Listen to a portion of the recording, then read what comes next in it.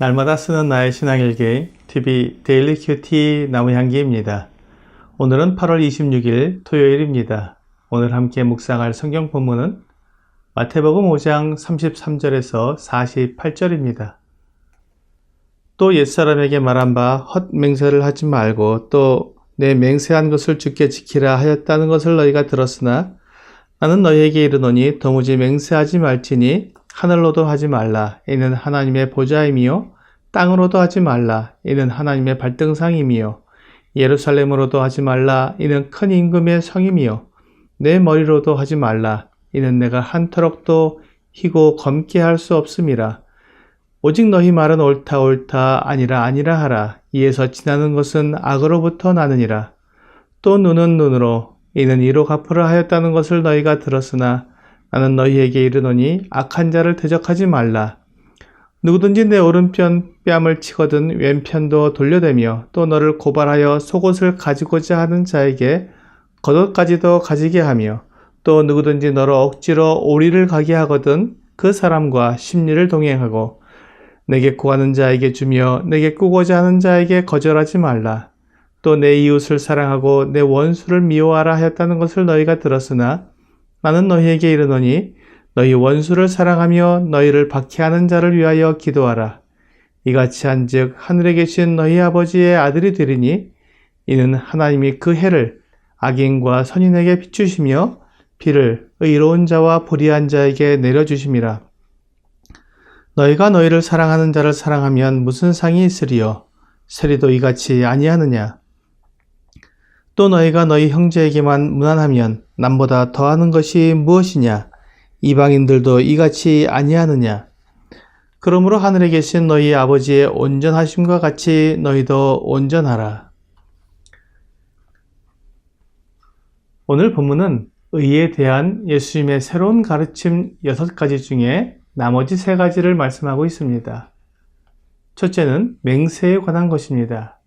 레위기 19장 12절은 너희는 내 이름으로 거짓 맹세함으로 내 하나님의 이름을 욕되게 하지 말라.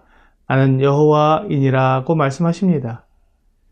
율법은 하나님의 이름으로 헛맹세를 함으로 하나님을 욕되게 하지 말라고 말씀하십니다. 그래서 이스라엘 백성들은 하나님의 이름으로 헛맹세를 하지 않기 위해 하나님의 이름 대신 하늘이나 땅이나 자기 머리로 맹세를 했습니다. 하지만 이것은 하나님의 율법의 원래 뜻을 오해한 것입니다. 하나님은 거짓 맹세를 하지 말라고 하신 것인데 그들은 하나님의 이름으로만 하지 않으면 거짓 맹세를 해도 된다고 생각한 것입니다. 그래서 주 예수님은 율법이 주는 원래의 뜻을 정확히 말씀해 주셨습니다. 하늘이나 땅이나 사람의 머리로도 거짓 맹세를 하지 말라고 말씀하십니다.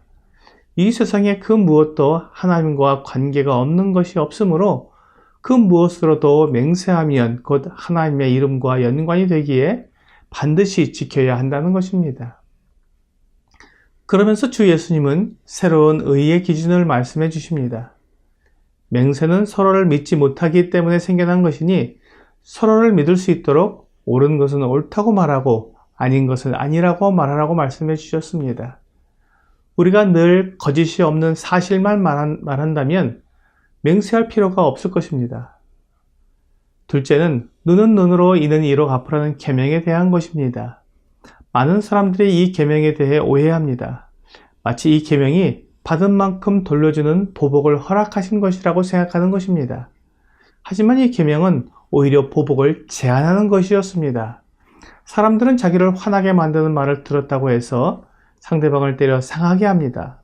또한 눈을 다치게 한 것에 대한 보복으로 죽이기도 합니다. 하나님은 사람들이 이렇게 개인적으로 보복을 하게 되면 더 크게 보복하는 것을 아시기 때문에 보복하지 말라고 말씀하셨습니다.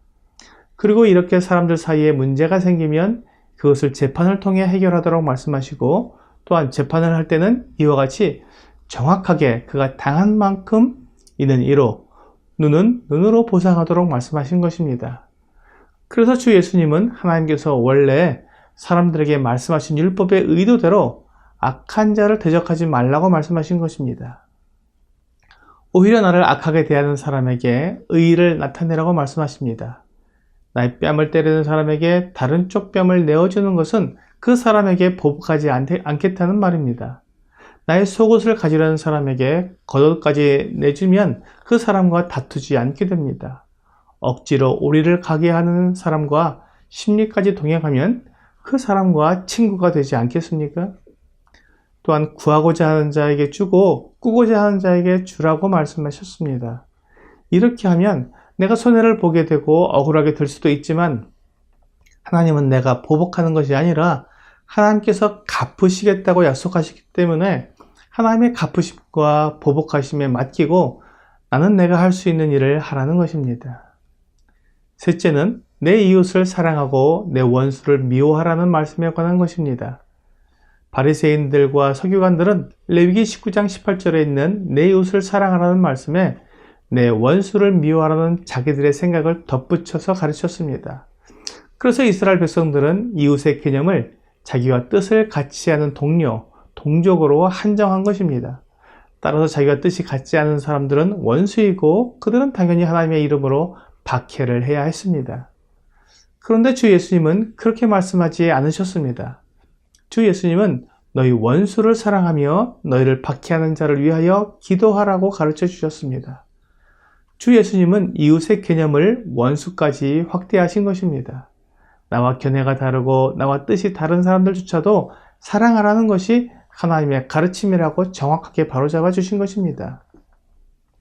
그래서 주 예수님은 누가복음 10장에서 선한 사마리아인의 비유를 통해 우리가 사랑해야 할 이웃이 누구인지 정확히 말씀해 주셨습니다.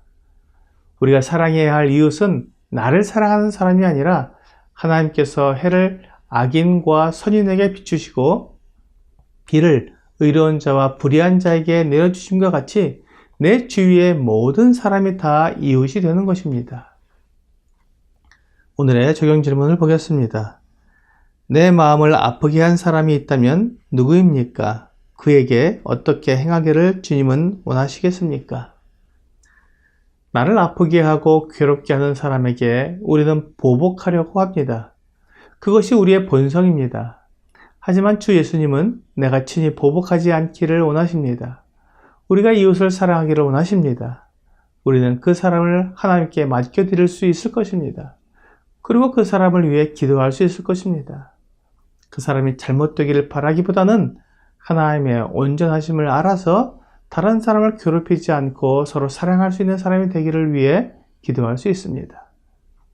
오늘 내가 다른 사람에게 보복하면 원수가 만들어지는 것이고 내가 원수를 사랑하게 되면 내게 친구가 만들어지게 되는 것을 생각하면서 주님께서 우리에게 가르쳐 주시는 온전한 율법의 뜻대로 살아가는 여러분과 제가 되기를 주 예수님의 이름으로 기도합니다.